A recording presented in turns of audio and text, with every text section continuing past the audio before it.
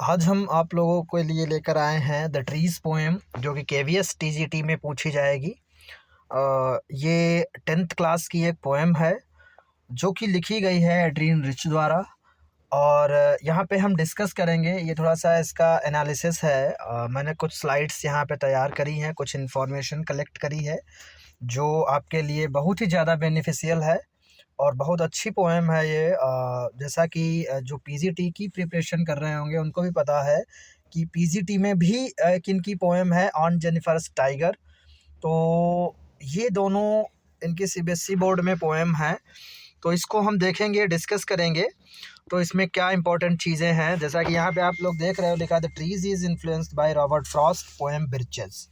ये एक Robert Frost की पोएम है बिर्चेस, उससे ये रिफ्लेक्ट हुई है, इससे इन्फ्लुएंस्ड हुए थे ये, तब इन्होंने ये पोएम लिखी थी।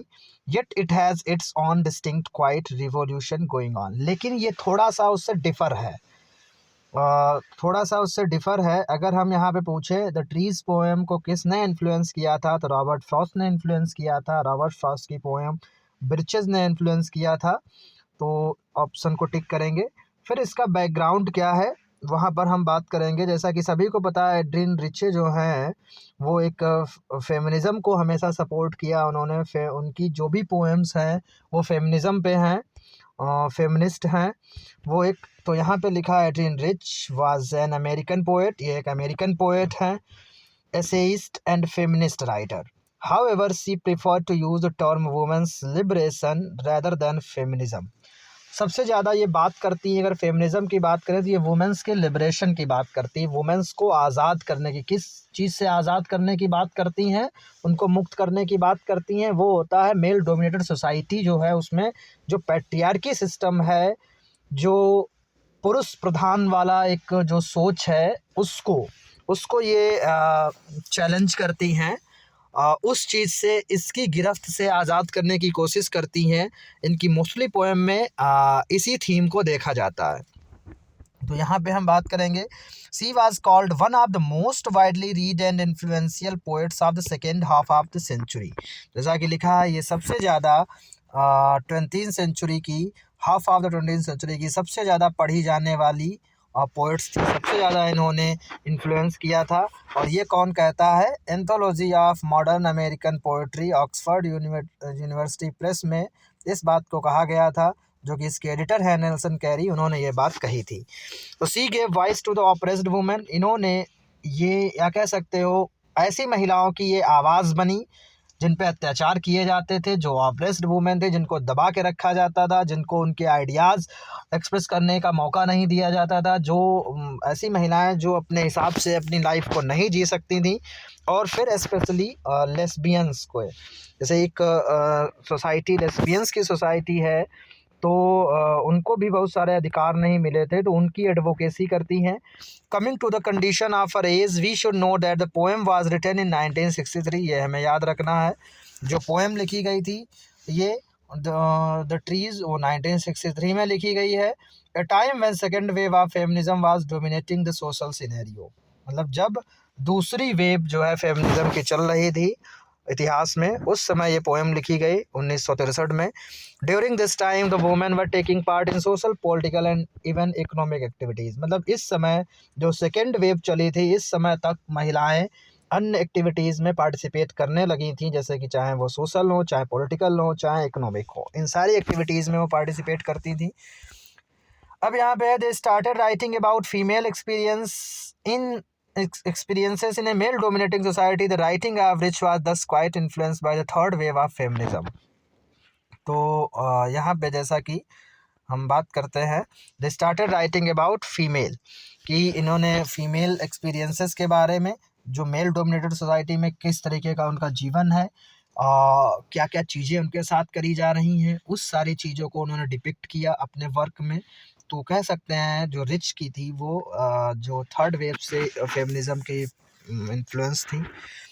तो यहाँ पे जैसे लिखा, having said that let us know now go back to our poem the trees, if we give it one reading it will look like the poet is talking about trees. जैसे कि जब हम इस पोएम को पढ़ते हैं तो हमें ऐसा लगता है, इसको अगर सरफेस लेवल से जब देखते हैं तो ये प्रतीत होता है कि जो पोएट हैं वो इन्वायरमेंट की बात कर रही हैं, वो ट्रीज़ की बात कर रही हैं, वो डिफ़ॉरेस्टेशन की बात कर रही हैं, वो एफ़ॉरेस्टेशन की बात कर रही हैं। ये सरफ़ेस लेवल पे हमें लगता है पढ़ने से, लेकिन ऐसा नहीं है। ये एक सिंबॉलिकल पोएम है, इमेजरी का यूज़ किया गया है। इसमें जो जिन ट्रीज़ की बात करी गई वो ट्रीज़ क्या है, वो वुमेन्स हैं, वो फीमेल्स हैं, वुमेन हैं, महिलाएँ हैं वो महिलाएँ जो दबाई जाती हैं, वो महिलाएँ जिनके साथ अत्याचार किया जाता है, वो महिलाएँ जिनको फ्रीडम नहीं मिली है, वो महिलाएँ जो इस समाज का एक हिस्सा नहीं मानी जाती हैं उस तरीके से जैसे पुरुष माने जाते हैं, वो महिलाएँ जिनको पुरुष के साथ कंधे से कंधा मिलाकर चलने को अलाउ नहीं किया जाता है, तो उन सब की बात करती हैं यहाँ पर। तो जब हम इसको देखते हैं, however as a feminist writer Rich seems to be concern about women including lesbians. अब स्टैंजा 1 जो स्टार्ट होता है, ये इसकी कुछ लाइन्स लिखी हैं, उसको फिर डिटेल में एनालाइज करेंगे हम। According to the poet the trees inside are moving out into the forest which was empty since long. ये लाइन है पोएम की। Neither a bird could sit, not an insect could hide itself. Moreover, the sun also could not cool itself. मतलब ये इस stanza में जैसा कि देखने से हमें ये लगता है कि यहाँ पे बात कर रही हैं वो कि लोगों ने क्या किया है, लोगों ने जंगलों को काट काट कर अब अपने घरों में पौधे लगा रखे हैं, घरों में पेड़ लगा रखे हैं और जंगल जो हो चुके हैं वो खाली हो चुके हैं। तो यहाँ पे अगर सिंबॉलिकल मीनिंग की बात करें तो ट्रीज़ हैं वो महिलाएं हैं, जो महिलाएं एक समाज का हिस्सा होती हैं, वो महिलाएं जो समाज को एक दिशा दे सकती हैं, लेकिन उन महिलाओं को एक घर में कैद कर दिया गया। तो फॉरेस्ट यहाँ पे सोसाइटी को करते हैं जो बाहर की, और ट्रीज़ यहाँ पे रेफ़र कर रहे हैं फीमेल्स।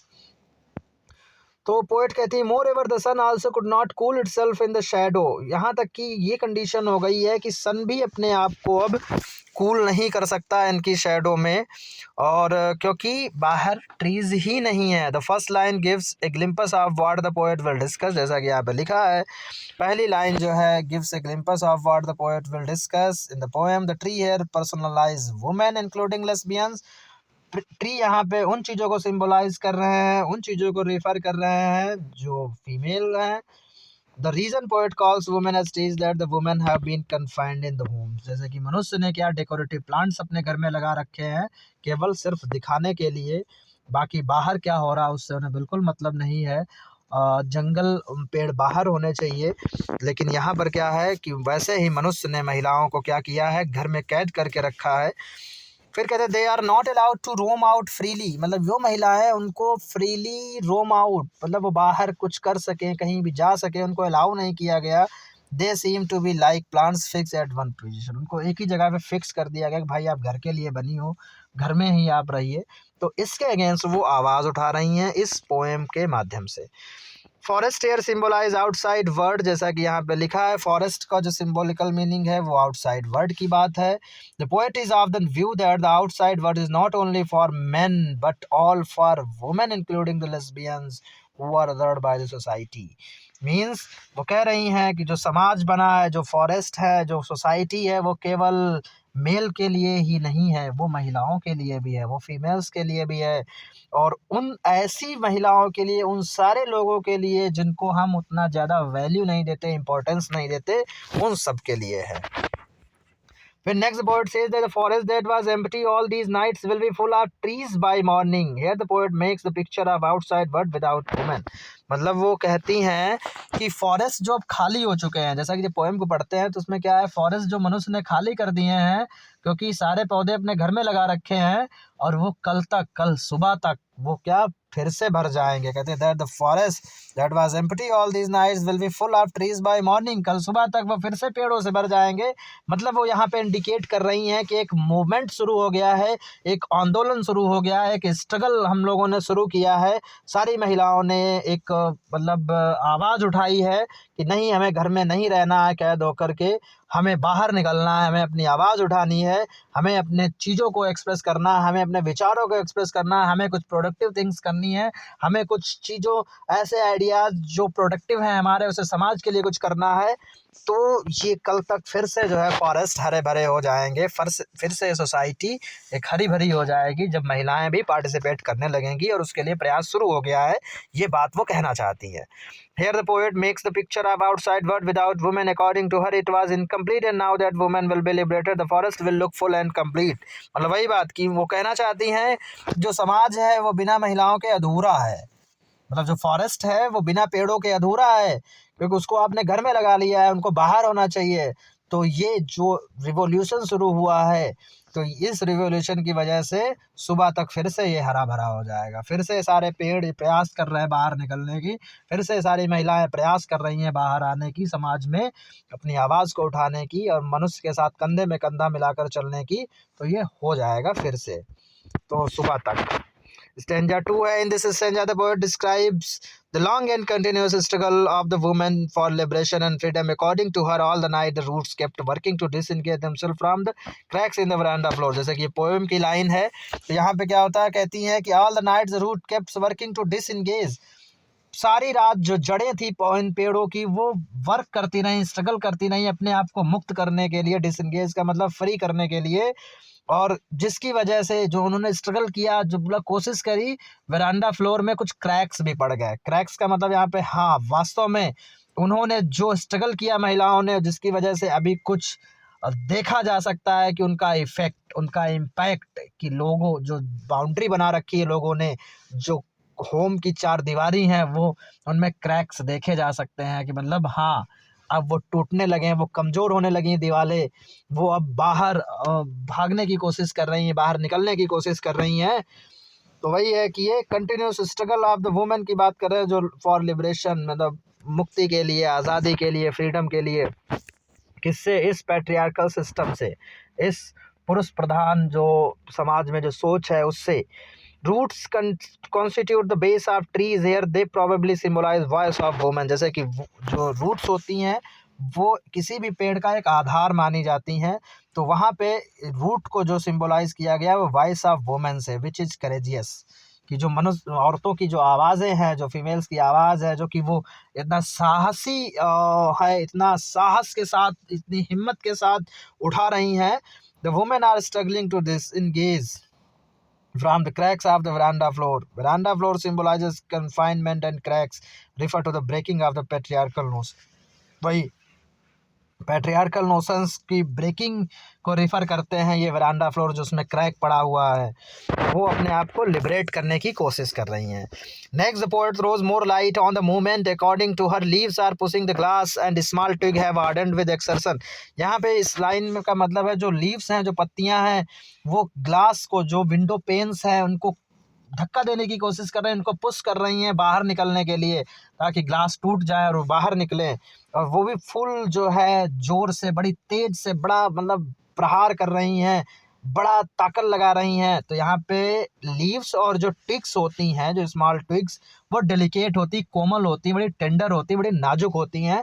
तो महिलाएं भी वैसे ही बड़ी नाजुक होती हैं, बड़ी टेंडर होती हैं, उनकी कोमलता होती है, उनके अंदर नाजुकता होती है, लेकिन इसके बावजूद उनका प्रयास जो है इतना ज़्यादा हार्ड है, इतना ज़्यादा वो अपनी वॉइस को एक साथ हिम्मत दिखाकर उठा रही हैं कि विंडो पेन्स भी टूट रहे हैं, मतलब जो दीवारें हैं वो टूटती हुई दिखाई पड़ रही हैं।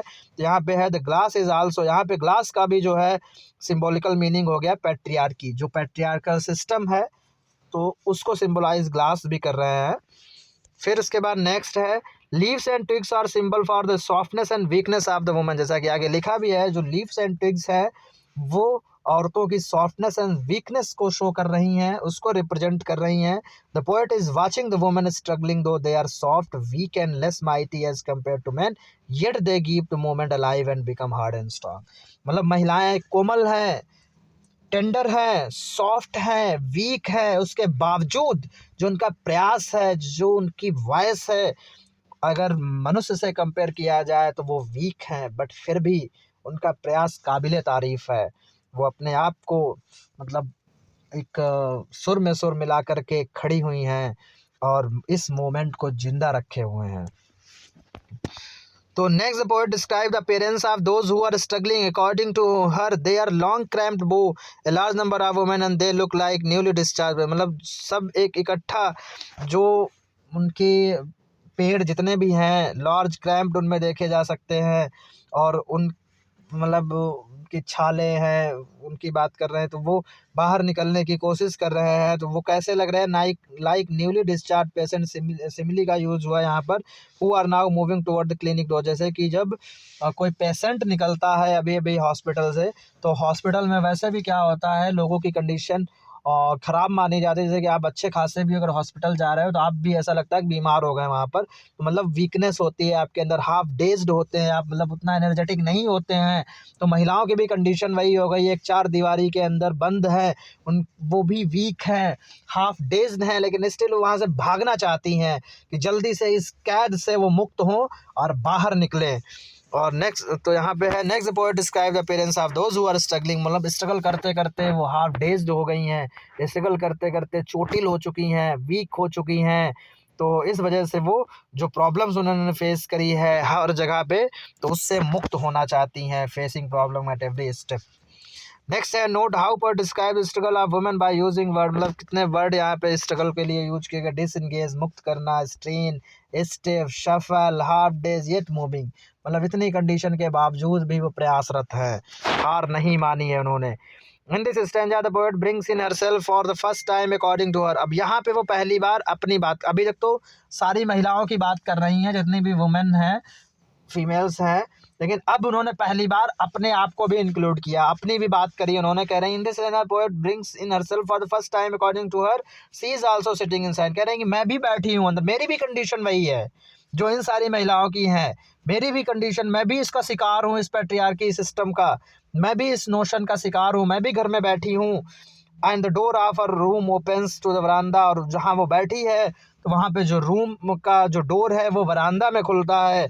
कि वरांडा का खुलने का मतलब उसके सामने भी खुला रास्ता है, उसके सामने भी दरवाज़ा है, जिसका यूज़ करके वो भी इस मूवमेंट में शामिल होकर के बाहर निकल सकती है। इस मूवमेंट में कंधे से कंधा मिला करके वो भी जो है अपनी वॉइस को बुलंद कर सकती है, बाहर निकल सकती है।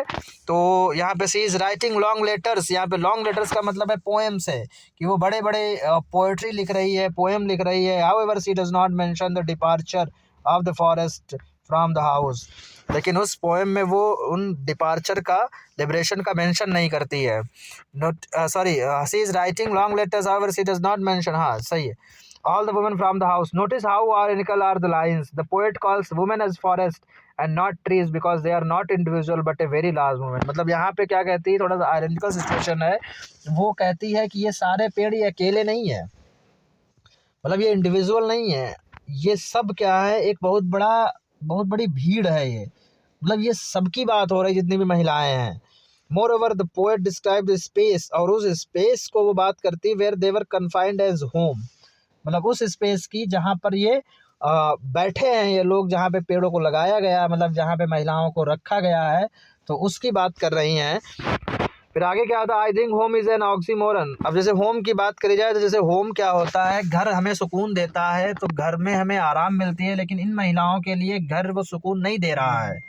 यहाँ पे ऑक्सीमोरन के रूप में घर का यूज किया गया है। अगर आइडियाज़ से डीप मीनिंग लिया जाए तो घर उनके लिए कैद की तरीके से है, मतलब वो कैद कर रखा गया है, उनको अलाउ नहीं किया गया कि वो भी कुछ लिखें, वो भी कुछ अपनी सोच को लोगों में शेयर करें, वो भी जॉब करें, वो भी जाएं अपनी जैसे कि मैन करते हैं कुछ भी, कहीं भी रात में घूमते हैं, घूमने का मतलब उसको पॉजिटिव वे में कहीं भी जाके कुछ करते हैं उस तरीके से। तो महिलाएं भी चाहती हैं, उन पे ही क्यों बंदिशें हैं, वो भी कर सकती हैं, उनके भी थिंकिंग है, उनकी भी सोच है, उनके भी विचार हैं कुछ।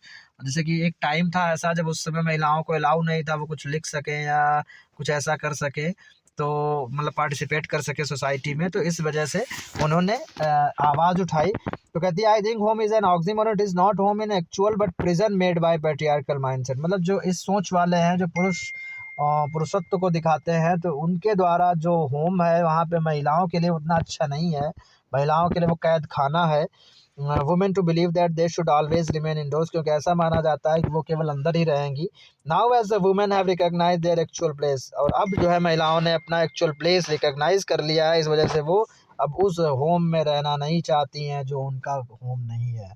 मतलब वो उस घर में कैद होकर नहीं रहना चाहती हैं जो उनका नहीं है। तो पैट्रियार्कल नोशन के अगेंस्ट यहाँ पे वो बात कर रही हैं कि ये घर उनका नहीं है, घर से उन्हें बाहर निकलना है। तो इस सब की बात करती हैं वो।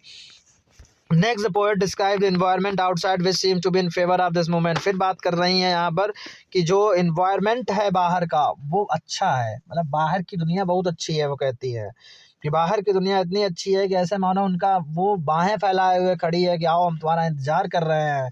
मतलब कि वो इस चीज़ को भी कहती हैं कि बाहर के लोग हैं, मतलब वो लोग उनका वेलकम करना चाहते हैं, उनके आइडियाज़ और उनको अप्रिशिएट करेंगे, उनकी चीज़ों को सराहना करेंगे। कहते हैं which seems to be in favour of this moment according to her the night is fresh and the whole moon shines in sky which is still open.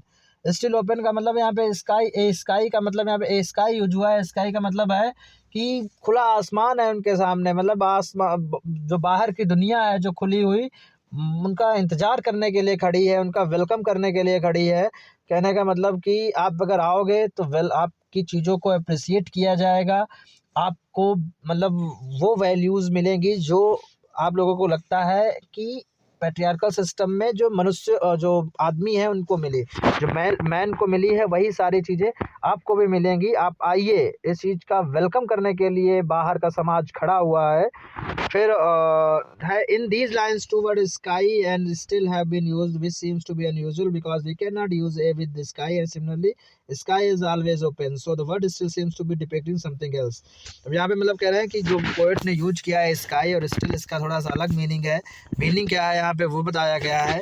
I think sky here depicts space, freedom की बात कर रहा है। Sky freedom को represent कर रहा है। When was totally occupied by males, क्योंकि इस स्काई पर अभी तक जो आधिपत्य है वो पुरुष समाज का है। तो how ever it always desired for women, लेकिन वो अभी भी चाहता है कि हाँ महिलाएं भी आएँ, महिलाएं भी कंधा से कंधा मिलाकर चलें। So now that women are finally moving toward it they are being welcomed, उनका वहाँ पे स्वागत किया जाएगा। Next poet says that the smell of leaves and lichen still richer like a voice into the room. मतलब यहाँ पे उसकी जो आवाज़ सुगंध है, जो स्मेल है किसकी, लीव्स एंड लिचन की, वो अभी भी जो है रूम्स में आ रही है, रूम्स तक पहुँच रही है। मतलब हाँ, वो जो है उनको आमंत्रित कर रहे हैं कि भाई आइए। Leaves have been mentioned before as well, so they refer to women. However, here the poet also mentions lichen, which is not truly a tree, and symbolically they may refer to those women who are socially not accepted. मतलब lichen को यहाँ पे जो कि tree नहीं होता है, वो एक मतलब उस पर शैवाल टाइप का पाया जाता है। कवक और शैवाल इस तरीके की चीज़ें होती हैं जो पेड़ पर होती हैं, तो ये उनको रिफ़र कर रहे हैं। तो वहाँ पे रिप्रेजेंटेशन है इनका ट्रांसजेंडर से, लेस्बियन से। मतलब केवल ट्रीज़ का ही नहीं, ऐसे भी महिलाएं, ऐसे भी कुछ इस समाज के लोग हैं जिनका सोसाइटी वेलकम नहीं करती हैं, उनको भी इस समाज में उनका हक दिलाया जाएगा, उनको भी इस समाज में स्थापित किया जाएगा। तो ऐसे लोगों का सबका जो है वो बाहर का जो आसमान है वो उनका इंतज़ार कर रहा है और स्वागत करने के लिए खड़ा है। So here we find a voice for lesbians as well. The poet says that the smell of these women are reaching to her and inviting her, the poet, to come out and join them because the poet is sitting in the veranda. The poet seems to be confused between the choices. तो मतलब ये चीज़ें जो voice है उसके room तक जा रही है, मतलब उसको आमंत्रित कर रही हैं कि आप भी आओ, आप भी इस मोमेंट में हिस्सा लो, आप भी अपने आप को लिबरेट करो, आप भी कंधे से कंधा मिलाकर चलो मेरे साथ। तो सारी महिलाएं उसको भी आमंत्रित कर रही हैं पोएट को, जो कि वहाँ पे लेटर लिख रही है। लेटर का मतलब यहाँ पे पोएट्री लिख रही है। फिर ये है the poet says that her head is full of whispers. फिर वो सोचती है कि अरे ये लोग बुला रहे हैं मुझे, क्या मैं भी इस आंदोलन में शामिल हो जाऊँ, क्या मैं भी इस मूवमेंट में चली जाऊँ, मैं भी अगेंस्ट इनके पैट्रियार्कल सिस्टम के अगेंस्ट आवाज़ उठाऊँ। तो बहुत सारे दिमाग में उसकी चीज़ें चल रही होती। विस्पर्स का मतलब यही सारी चीज़ें उसके दिमाग में चल रही हैं, चॉइसेस की बात कर रही है कि उसे करना चाहिए कि नहीं करना चाहिए। She believes would be silent by the next morning. फिर वो सोचती है कि ये जो चीज़ें हैं, मतलब कन्फ्यूजिंग वाली जो एक स्टेट है, ये है तो लेकिन अगर मैं मान लो ये आज है मेरे दिमाग में, लोग आज मतलब कहेंगे, लेकिन अगर मैं इसमें हिस्सा लेती हूँ और ये मूवमेंट सक्सेसफुल रहता है, तो ये सारी आवाज़ें, सारे कन्फ्यूजन्स कल तक ख़त्म हो जाएंगे, कल तक बंद हो जाएंगे, शांत हो जाएंगे। कहने का मतलब जैसे होता क्या है यहाँ पे कि कोई भी काम की शुरुआत जब हम करते हैं, करने जा रहे होते हैं, उससे पहले बहुत सारी कन्फ्यूजन्स की स्थिति होती है, हेजिटेशन होता है, हम ये नहीं समझ पाते कि ये अच्छा रहेगा या नहीं, लोग क्या कहेंगे इसके बारे में। लेकिन एक बार जब हम उसमें सक्सेस होते हैं तो सबके मुंह बंद हो जाता है, सब जो है फिर जो बातें चल रही होती हैं वो ख़त्म हो जाती हैं, इवन लोग अप्रिसिएट करते हैं। तो वही बात वो भी कह रही है कि उस मूवमेंट में शामिल होने से पहले बहुत सारे विचार हैं, बहुत सारे असमंजस की स्थिति है मेरे सामने, लेकिन फिर वो श्योरिटी के साथ कहती है अगर एक बार सक्सेस हो गया ये मूवमेंट, तो फिर क्या होगा कि ये सारी आवाज़ें जो लोग कह रहे हैं ये सब बंद हो जाएंगी। कहती है whispers here symbolise the negative forces. हाँ, मतलब वही नकारात्मक चीज़ें जो हमें उस चीज़ को करने के लिए रोकती हैं कि अरे पता नहीं क्या होगा, मतलब सब गड़बड़ ना हो जाए कहीं कुछ। तो वो always confine the women and snatch away their freedom, but now that the moment is going to be successful, these whispers will also go away. ठीक है, तो इसी की बात करते हैं, मतलब एक बार अगर सब कुछ सही हो गया, सक्सेसफुल हो गया, तो ये सारे विस्पर्स बंद हो जाएंगे।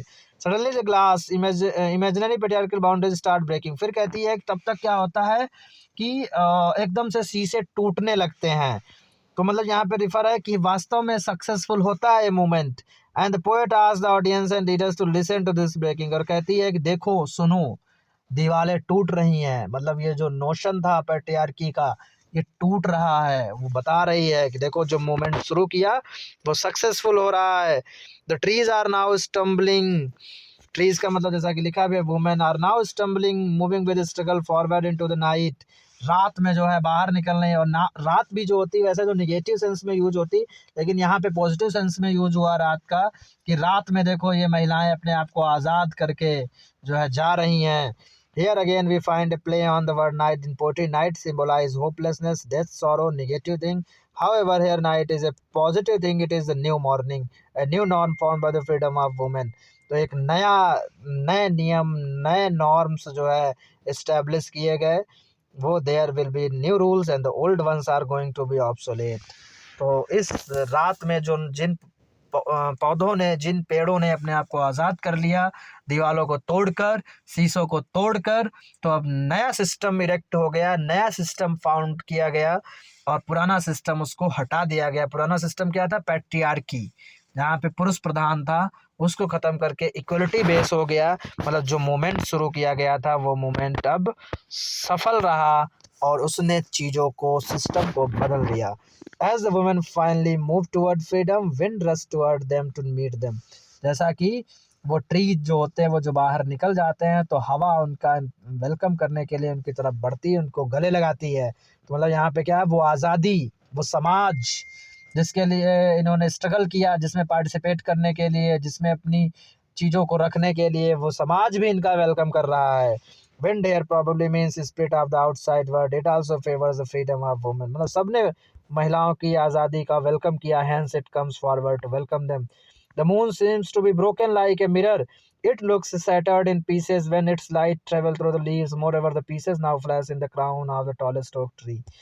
अब यहाँ पे क्या है, द मून, जो चांद है, वो लग रहा है टूटा हुआ। किसके? मिरर की तरीके से। मिरर की तरीके से टूटा हुआ का मतलब उसकी जो, जैसे इन्होंने कहा कि जैसे जब पेड़ होते हैं, तो पेड़ के थ्रू अगर चांद की रोशनी आती है तो वो बिखरी बिखरी आती है, वो कई पार्ट में होती है। तो उसी को इस सेंस में यहाँ पे यूज किया गया कि जब वो क्योंकि अभी तक जब पोएम स्टार्ट हुई थी तो फॉरेस्ट एम्प्टी थे, तो सब पूरी जो है पूरी तरीके से रोशनी गिर रही थी, एक उसमें एक साथ आ रही थी, तो मतलब होल लग रहा था, चांद पूरा लग रहा था, मतलब केवल एक ही का आधिपत्य था, पुरुष का ही आधिपत्य था वहां पर।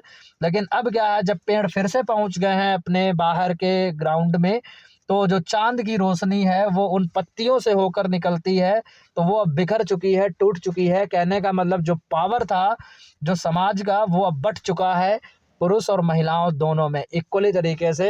तो इस तरीके से the moon seems to be broken like a mirror. It looks shattered in pieces when its light travels through the leaves. Moreover, the pieces now flash in the crown of the tallest oak tree।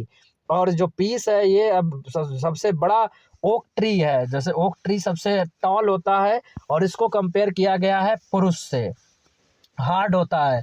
तो जो crown है, अब क्या है, अगर pieces now flash in the crown of the tallest oak tree, अब ये flash कर रहे हैं इस टॉलेस्ट ओक ट्री पर। कहने का मतलब अब महिलाएं भी बैठी हैं पुरुष के ऊपर, मतलब यहाँ पे ऊपर का मतलब वो एक मुकुट की तरीके से। कहने का मतलब अब महिलाओं को भी पुरुष ने इक्वलिटी वही सारी चीज़ें दे दी हैं और बिठा के रखा, उनको भी इम्पोर्टेंस दे दी है, मतलब समाज ने उनको एक्सेप्ट किया है कि भाई आपके बिना हम अधूरे हैं। तो वो एक क्राउन का काम कर रही हैं पुरुष के लिए, उनके ताज का काम कर रही हैं। These lines are again symbolic and profound. The moon is always seen as full, however here it is broken. Earlier it was the king but now it is a part of crown wore by oak tree, मतलब female. मतलब पहले क्या था, ये full था। However, here it is broken. Earlier it was a king, but now it is a part of crown wore by oak tree. These lines again depict the change in the society. The norms have been changed now. मतलब ये norms बिल्कुल तरीके से change हो गए, उसी की बात कर रहे हैं। Oak tree is described as tallest, which means women have defeated the patriarchy and now ruling the space. Hence the poem ends in the victory of the movement. तो ये poem जो है विजय से ख़त्म होती है कि जो मूवमेंट स्टार्ट किया गया था पेड़ के द्वारा वो सक्सेसफुल होता है। पेड़ का मतलब वुमेन है, फॉरेस्ट का मतलब यहाँ पे जो ओपन ग्राउंड है वो, कहने का मतलब वो सोसाइटी है। तो ये सारी चीज़, जो ग्लास है वो कन्फाइंड प्लेस है, दीवारें हैं वो तुम्हारा मतलब उनको कैद करके रखा गया, वो बाउंड्रीज़ की बात करते हैं। तो ये एक सिंबॉलिकल पोएम थी।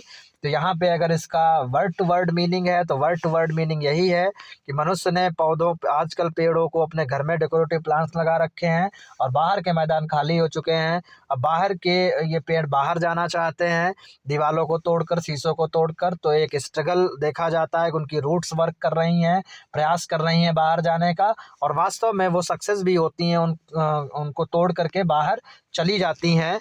तो यहाँ पे इसका सिंबॉलिकल मीनिंग हो गया, ये मतलब महिलाएं हैं जो प्रयासरत हैं इस नोशन को बदलने के लिए, इस सिस्टम को बदलने के लिए, अपने आप को प्रूव करने के लिए, अपनी इम्पोर्टेंस को इस्टेब्लिश करने के लिए। तो ये एक पोएम थी। तो आई होप समझ में आया होगा किस तरीके के सिंबल का यूज किया गया, किस तरीके के क्या फिगर ऑफ स्पीचेज, जैसे कि सिमली का यूज किया गया, मेटाफर भी है आपका, जो है पर्सोनिफिकेशन भी है, इंजैममेंट भी है, बहुत सारे फिगर ऑफ स्पीचेज हैं। तो अब हम नेक्स्ट वीडियो जो बनाएंगे वो इसके क्वेश्चन आंसर पे बनाएंगे। आई थिंक ये आपको समझ में, जब आप देखोगे तो समझ आ जाएगा। इसकी मैंने क्लास में भी हम लोगों ने डिस्कस किया था इसको। तो जिन लोगों ने अटेंड किया था वो ठीक है, कुछ लोग कहते हैं सर नहीं अटेंड कर पाते तो आप वीडियो रिकॉर्ड कर दिया करिए। तो मैंने ये वीडियो इसीलिए रिकॉर्ड किया है तो आप लोग इसको देख सके। और इन्हीं सारी चीज़ों के साथ अब इसके MCQ हम करेंगे, कौन कौन से क्वेश्चंस बन सकते हैं वो नेक्स्ट वीडियो में हम डिस्कस करेंगे। थैंक यू, मिलते हैं नेक्स्ट वीडियो में।